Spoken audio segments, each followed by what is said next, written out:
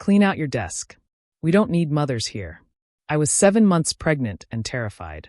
5 years later, their CEO knelt in my office. Name your price. Only you can save us. I looked at my daughter's photo and said, Get up, Richard. You're getting your $3,000 suit dirty. He struggled to his feet, his face flushed with humiliation and desperation. Richard Brennan, the man who'd once towered over me, who'd humiliated me in front of the entire marketing department, who'd made me carry a cardboard box of my belongings past snickering colleagues while 7 months pregnant, now stood in my office like a beggar at the gates. Please, Serena. I know I don't deserve. You're right. You don't. I leaned back in my ergonomic chair, the kind pregnant women need, the kind Brennan Industries had refused to provide. But I'm curious. How did the mighty Brennan Industries fall so far that you're here, begging the pregnant woman you illegally fired? His jaw tightened. Even desperate, Richard hated being reminded of his mistakes. The market changed. We didn't adapt fast enough. Stop. I held up a hand. I didn't ask for corporate speak. I asked for the truth. He deflated. We lost the Yamamoto account. Then Stellar Tech. Then Microsoft. Every major client we had. They all went to the same competitor. Oh, which competitor was that? He met my eyes. You know which one? I did. It was mine. 5 years ago, I'd walked out of Brennan Industries with nothing but a wrongful termination lawsuit they'd eventually settled out of court. The $50,000 settlement barely covered my medical bills and 6 months of expenses after my daughter was born. But it was enough to start something. Maternal instinct marketing, I said, savoring the name. You laughed when you heard what I'd called my company. Said it was too emotional for the corporate world. I was wrong. You were wrong about a lot of things.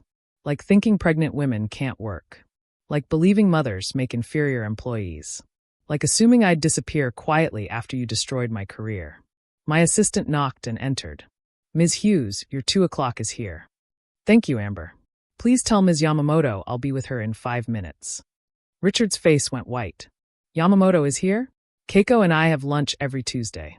She's become a good friend. Funny story. Did you know she was pregnant when Brennan Industries pitched to retain their account 3 years ago? She asked about your maternity leave policies. You told her pregnancy was a temporary disability that smart women planned around. I didn't mean. She was 6 weeks pregnant at the time. Hadn't announced it yet. She signed with me the next day. I stood, moving to the window.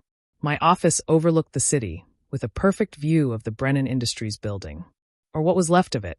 Half the floors were already dark, abandoned as they downsized. I need this acquisition, Serena, Richard said quietly.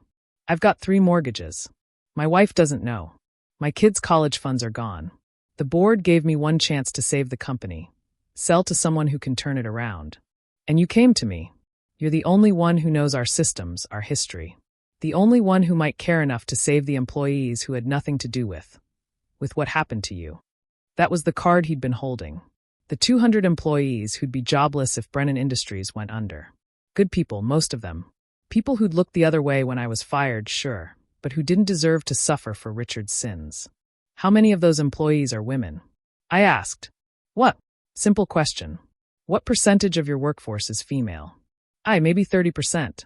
22%, I corrected. I had Amber pull your public filings.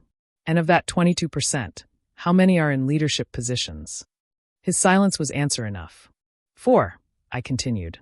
4 women in leadership, out of 47 positions. And how many have children? I don't. 0. Not one mother in a leadership role at Brennan Industries. 43 fathers, though. Funny how that works. I turned back to him. Here's what's going to happen. I'll buy Brennan Industries. Hope flickered in his eyes. For $1. The hope died. That's insulting. That's generous, considering your debt load. But there are conditions. First, you resign. Immediately. No golden parachute, no consultant contract, nothing. The board won't. The board will beg you to take this deal when they see the alternative is bankruptcy. Second, I'm bringing in my own leadership team. Every position will be reevaluated. Performance will matter, not golf handicaps or drinking buddy status. Fine. What else? Third, we're implementing real family-friendly policies. 6 months paid parental leave. On-site childcare. Flexible scheduling. The works. That's expensive. It's profitable.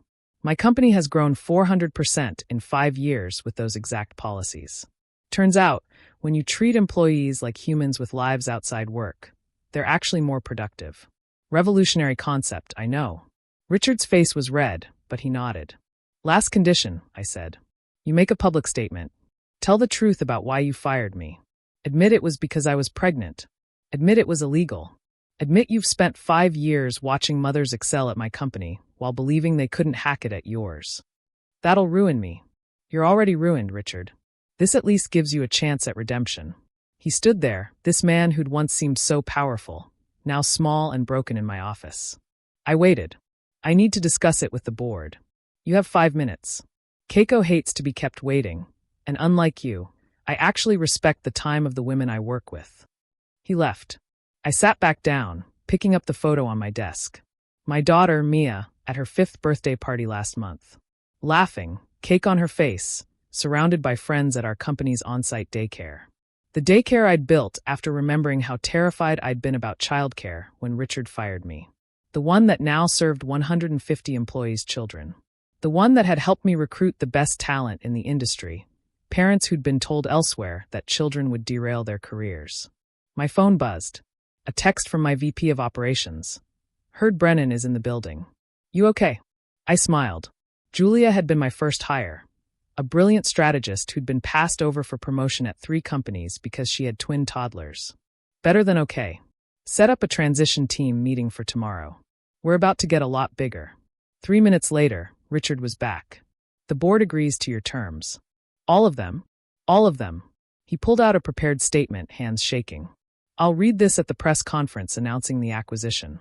I scanned it. It was brutal in its honesty. Career-ending, probably. But then again, his career deserved to end. One more thing, I said.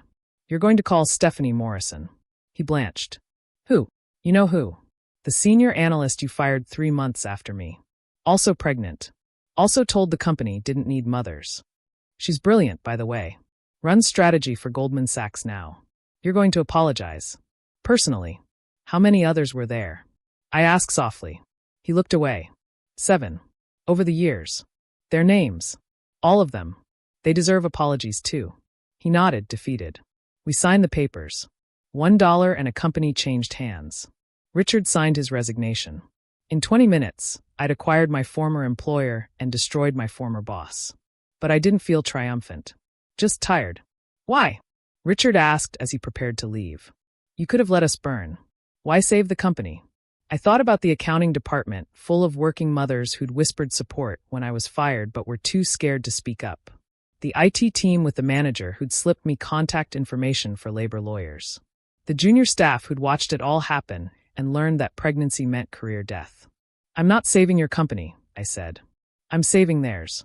The employees who've been working under your toxic leadership, believing they have to choose between family and career. I'm going to show them another way. And me? What am I supposed to do now? I shrugged. That's not my problem. Maybe try consulting. I hear there's good money in teaching other dinosaurs how not to go extinct. He left without another word. Keiko Yamamoto appeared in my doorway moments later, elegant as always.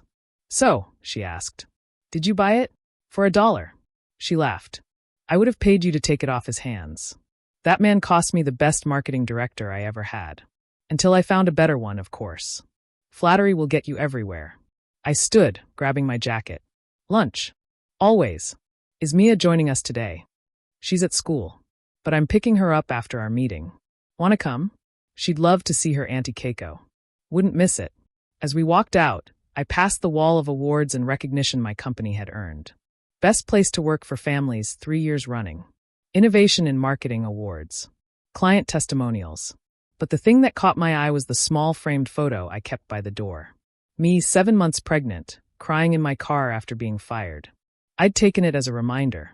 Rock bottom. The worst day becoming the first day of something better. My phone rang. Julia. Word's already out about the acquisition. 3 of Brennan's biggest former clients want meetings.